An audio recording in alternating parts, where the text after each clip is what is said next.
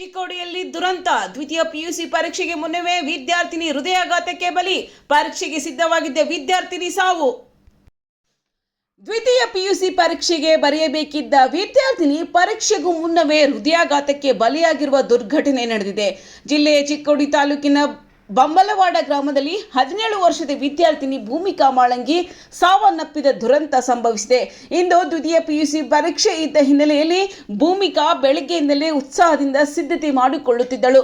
ಸ್ನಾನ ಮುಗಿಸಿ ಮನೆಯಿಂದ ಹೊರಬರುತ್ತಿದ್ದ ವೇಳೆ ಏಕಾಏಕಿ ಎದೆನೋವು ಕಾಣಿಸಿಕೊಂಡು ಕುಸಿದು ಬಿದ್ದಿದ್ದಾಳೆ.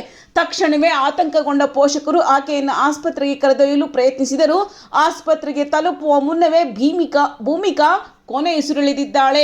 ಜೀವನದ ಪ್ರಮುಖ ಪರೀಕ್ಷೆ ಎದುರಿಸಬೇಕಿದ್ದ ವಿದ್ಯಾರ್ಥಿನಿ ವಿಧಿಯಾಟಕ್ಕೆ ಬಲಿಯಾಗಿ ಜೀವನದ ಪರೀಕ್ಷೆಯನ್ನು ಮುಗಿಸಿರುವುದು ಕುಟುಂಬಸ್ಥರು ಹಾಗೂ ಗ್ರಾಮಸ್ಥರ ಕಣ್ಣೀರನ್ನ ತರಿಸಿದೆ. ಪರೀಕ್ಷೆಯ ಒತ್ತಡವೇ ಅಥವಾ ಆರೋಗ್ಯ ಸಮಸ್ಯೆ ಸಾವಿಗೆ ಕಾರಣವೇ ಎಂಬುದು ಇನ್ನಷ್ಟು ತಿಳಿಯಬೇಕಿದೆ. ಭೂಮಿಕಾ ಅನಿರೀಕ್ಷಿತ ಸಾವಿನಿಂದ ಬಂಬಲವಾಡ ಗ್ರಾಮದಲ್ಲಿ ಶೋಕಮಯ ವಾತಾವರಣ ನಿರ್ಮಾಣವಾಗಿದ್ದು ಪೋಷಕರ ಆಕ್ರಂದನ ಮುಗಿಲು ಮುಟ್ಟಿದೆ.